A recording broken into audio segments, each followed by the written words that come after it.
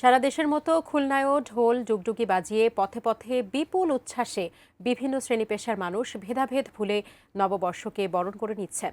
Khulna railway station চত্বর থেকে বর্ষবরণের আনন্দ শোভাযাত্রা শুরু করেছেন খুলনা জেলা প্রশাসন। সেখান থেকে সরাসরি যুক্ত হচ্ছেন আমাদের খুলনা বিভাগীয় প্রতিনিধি মোহাম্মদ অসীম। অসীম, কি অবস্থা? আজকে বর্ষবরণের আয়োজন কেমন চলছে সেখানে আপনার মাধ্যমে দর্শকদেরকে জানাতে চাই।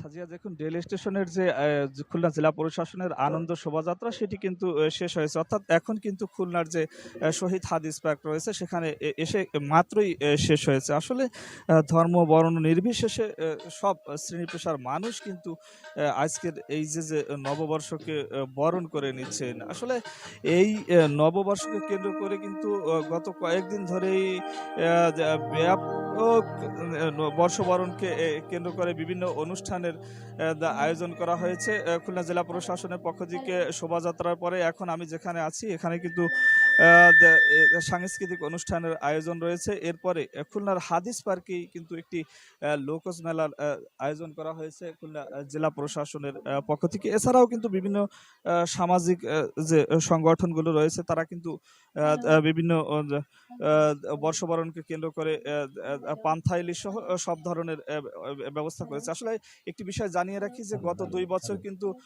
রমজান মাসের মধ্যেই এই বর্ষবরণ ছিল। সে কারণে কিছু কাটছাট করে এবছরে কিন্তু নূতন করে কাটছাট করে কিন্তু এই বরণ করা হচ্ছে।